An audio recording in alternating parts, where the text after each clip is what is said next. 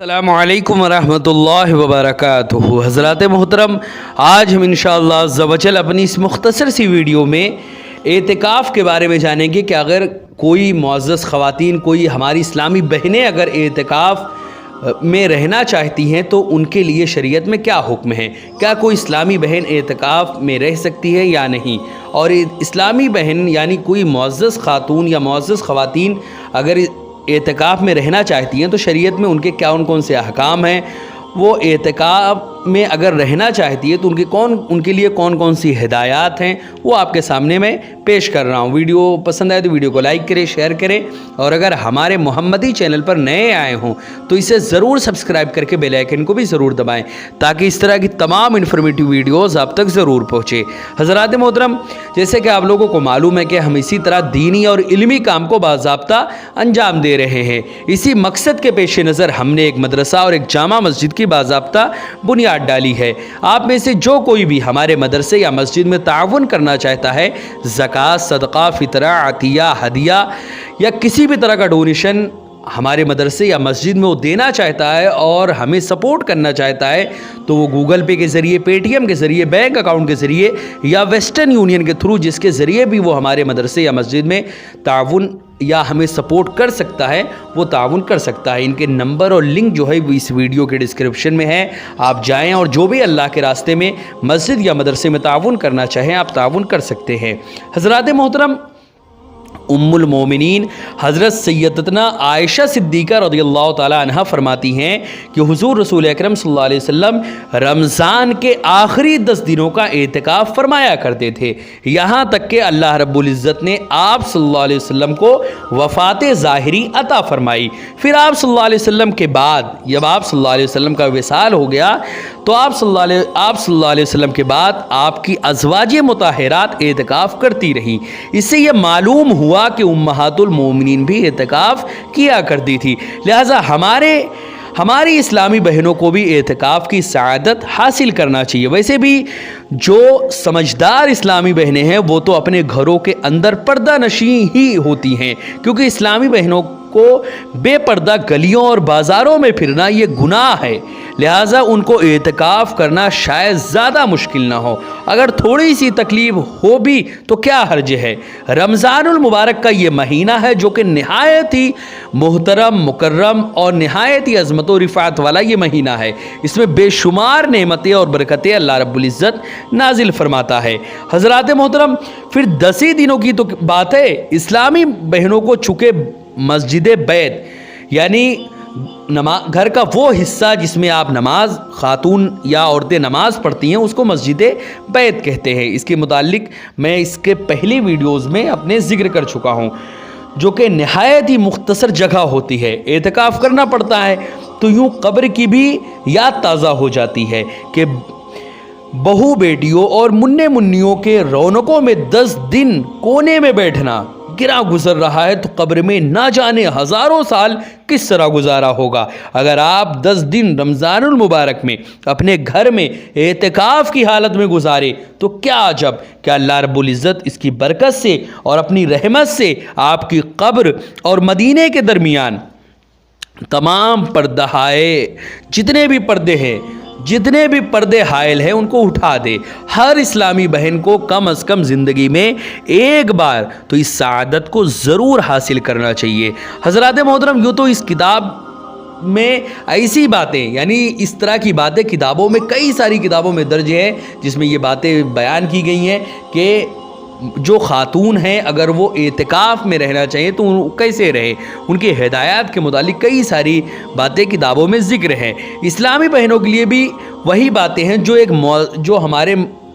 کوئی اسلامی بھائی کے لیے جو باتیں ہیں وہی ان کے لیے بھی ہے، مگر چند انہی کے لیے یعنی چند ایسی باتیں ہیں جو انہی کے لیے مخصوص ہدایات ہیں، وہ میں آپ کے سامنے اب پیش کر رہا ہوں۔ سب سے پہلی ہدایت جو کسی معزز خاتون کے لیے ہے، جو ہماری اسلامی بہنیں کے لیے ہیں جو اعتکاف میں رہنا چاہتی ہیں، ان کے لیے کیا کیا ہدایات ہیں وہ اب سماعت کریں۔ سب سے پہلی ہدایت جو ہے وہ یہ کہ اسلامی بہنیں مسجد میں اعتکاف نہ کریں بلکہ مسجد بیت میں کریں۔ اسی طرح دوسری جو ہدایت ہے وہ یہ کہ مسجد بیت اس جگہ کو کہتے ہیں جو عورت اپنی نماز کے لیے مخصوص کر لیتی ہے۔ اسی طرح تیسری جو ہدایت ہے وہ یہ کہ اسلامی بہنوں کے لیے یہ مستحب بھی ہے کہ گھر میں نماز پڑھنے کے لیے ایک جگہ کو مقرر کر لے، اور انہیں چاہیے کہ اس جگہ کو پاک صاف رکھے، اور بہتر یہ ہے کہ اس جگہ کو چبوترے وغیرہ کی طرح بلند کر لیں۔ بلکہ اسلامی بھائیوں کو بھی چاہیے کہ نوافل کے لیے گھر میں کوئی جگہ مقرر کر لے کہ نفل نماز گھر میں پڑھنا یہ افضل ہے۔ حضرات محترم، اسی طرح چوتھی جو ہدایت ہے وہ یہ کہ اگر اسلامی بہنوں نے نماز کے لیے کوئی جگہ مقرر نہیں کر رکھی ہے تو گھر میں اعتکاف نہیں کر سکتی، البتہ اگر اس وقت یعنی جب کہ اعتکاف کا ارادہ کیا کسی جگہ کو نماز کے لیے خاص کر لیا تو اس جگہ اعتکاف اب کر سکتی ہیں۔ اسی طرح پانچویں جو ہدایت ہے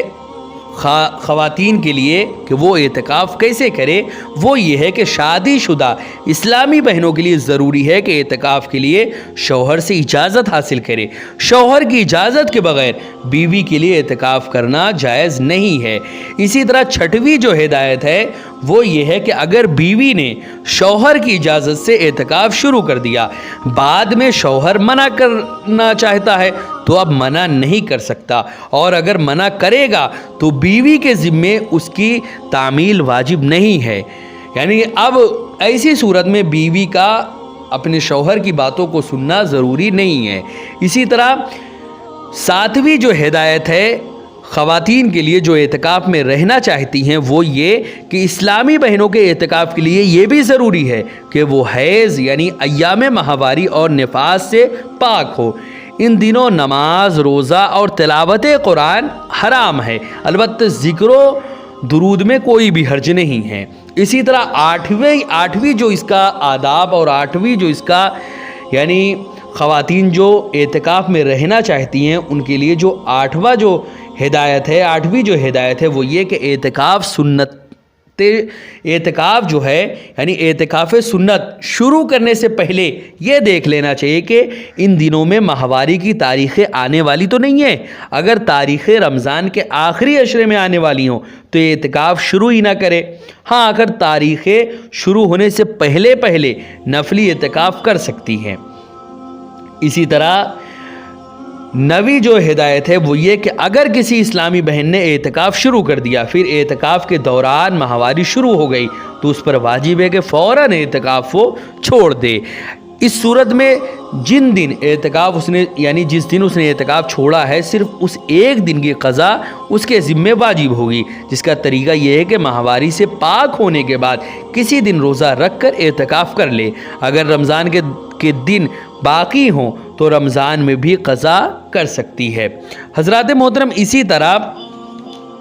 اس صورت میں رمضان کا روزہ ہی کافی ہو جائے گا، لیکن اگر پاک ہونے تک رمضان ختم ہو جائے تو رمضان کے بعد کسی دن خاص طور پر اعتکاف ہی کے لیے روزہ رکھ کر ایک دن کی قضا وہ کر لے۔ اسی طرح 10ویں ہدایت جو معزز خواتین کے لیے ہے جو اعتکاف میں رہنا چاہتی ہیں وہ یہ کہ اسلامی بہن نے گھر کی جس جگہ میں اعتکاف کیا ہے وہاں سے شرعی ضرورت کے بغیر نکلنا جائز نہیں ہے۔ وہاں سے اٹھ کر گھر کے کسی اور حصے میں بھی نہیں جا سکتی، اگر جائیں گی تو اعتکاف ٹوٹ جائے گا۔ اسی طرح 11ویں جو ہدایت ہے معزز خواتین کے لیے وہ یہ ہے کہ اسلامی بہنوں کے لیے بھی اعتکاف کی جگہ یعنی اسلامی جو بہنیں ہیں اسلامی بہنوں کے لیے بھی اعتکاف کی جگہ سے ہٹنے کا وہی احکام ہے جو اسلامی بھائیوں کے لیے ہے، یعنی جن ضروریات کی وجہ سے اسلامی بھائیوں کو مسجد سے نکالنا جائز ہے انہی ضروریات کے لیے اسلامی بہنوں کو بھی اعتکاف کی جگہ سے ہٹنا جائز ہے، اور جن کاموں کے لیے مردوں کو مسجد سے نکلنا جائز نہیں ان کے لیے اسلامی بہنوں کو بھی اپنی جگہ سے ہٹنا جائز نہیں ہے۔ اسی طرح اسلامی بہنیں اعتکاف کے دوران 12ویں جو ہدایت ہے وہ یہ کہ اسلامی بہنیں اعتکاف کے دوران اپنی جگہ بیٹھے سینے پر رونے کا کام کر سکتی ہیں، گھر کے کاموں کے لیے دوسروں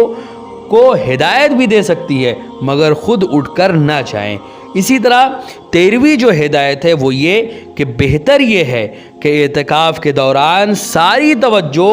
جو ہے وہ تلاوت، ذکر و درود، تسبیحات اور دیگر عبادات کی طرف رہنی چاہیے، دوسرے کاموں میں زیادہ وقت صرف نہ کرے۔ یہ جائز تو ہے کہ وہ بیٹھے بیٹھے اپنی جگہ پر وہ سینے پر ہونے کا کام کر سکتی ہے، اور اگر کوئی بات کسی کو بتانا چاہے، ضروری ہدایت کے مطابق کچھ بتانا چاہے کہ وہ کام وہاں سے اٹھا کر رکھ دو، یا یہ کام کوئی ضروری بات بتانا چاہے تو وہ بھی بتا سکتی ہے، لیکن اپنی جگہ پر بیٹھے بیٹھے۔ لیکن بہتر یہی ہے کہ وہ ہر وقت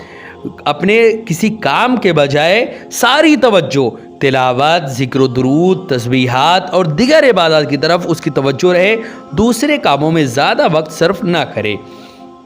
حضرات محترم،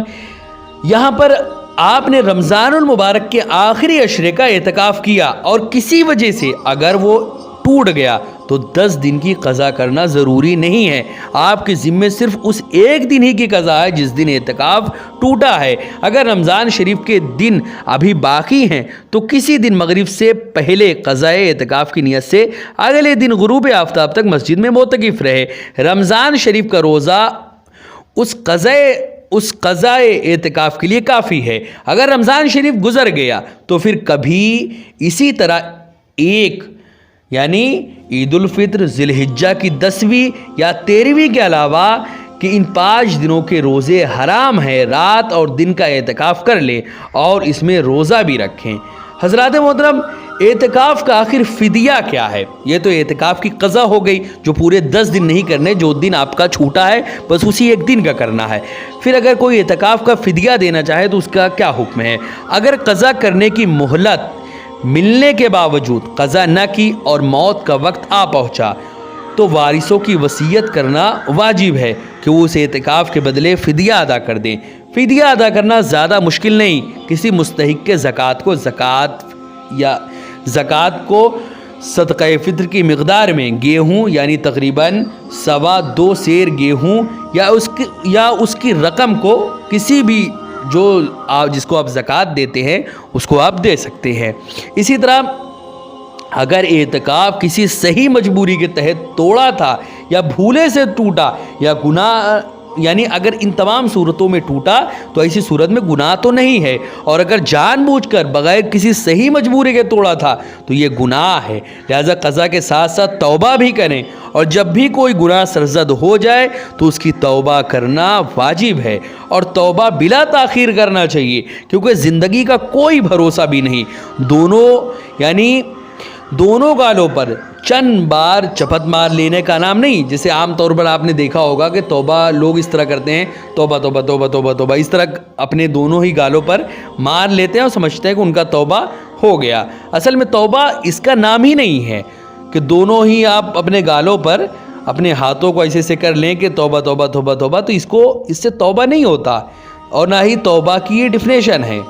بلکہ اس خاص گناہ پر شرمندگی کے ساتھ گڑ گڑا کر اللہ رب العزت کے حضور معافی طلب کرے اور آئندہ وہ گناہ نہ کرنے کا سچا عہد کرے۔ حضرات محترم، آخر اعتکاف میں رہنے والوں کے لیے وہ کون کون سی چیزیں ہیں جو بہت ضروری ہیں اس کو سماعت کرے کہ آخر معتکفین کو ان چیزوں کی عموماً ضرورت پڑتی ہی ہے۔ سب سے پہلی چیز یکسوئی حاصل کرنے اور حفاظت سامان کے لیے اگر پردہ لگانا ہو تو حسب ضرورت کپڑا، ڈوری اور اسی طرح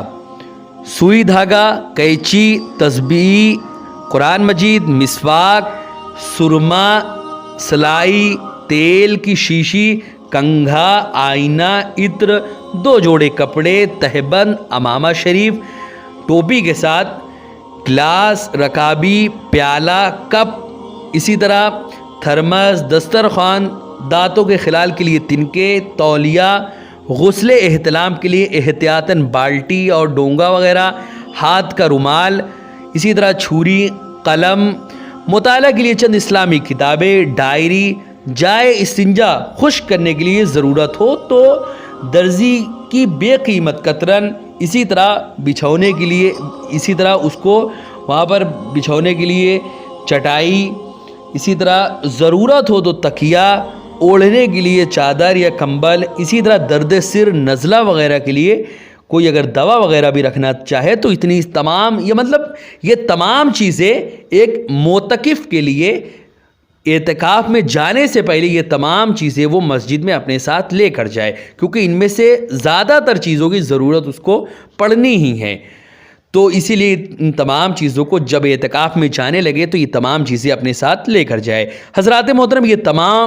یہ آپ کے سامنے چند باتیں تھیں جو آج ہم نے معزز خواتین اگر اعتکاف میں رہنا چاہتی ہیں تو وہ ان کے لیے کون کون سی ہدایات ہیں، آپ کے سامنے میں نے چند ہدایات پیش کی۔ امید ہے کہ باتیں سمجھ میں آ گئی ہوں گی۔ اگر کوئی بات سمجھ میں نہ آئے تو کمنٹ باکس میں پوچھ سکتے ہیں، ویڈیو کیسی لگی اس کے بارے میں بھی اپنی رائے کا اظہار کر سکتے ہیں۔ ویڈیو پسند آئے تو ویڈیو کو لائک کریں، شیئر کریں، اور اگر ہمارے محمدی چینل پر نئے آئے ہوں تو اسے ضرور سبسکرائب کر کے بیل آئیکن کو بھی ضرور دبائیں تاکہ اس طرح کی تمام انفارمیٹیو ویڈیوز آپ تک ضرور پہنچے، اور ہماری تمام کی تمام ویڈیوز زیادہ سے زیادہ لوگوں تک شیئر کریں۔ السلام علیکم ورحمۃ اللہ وبرکاتہ۔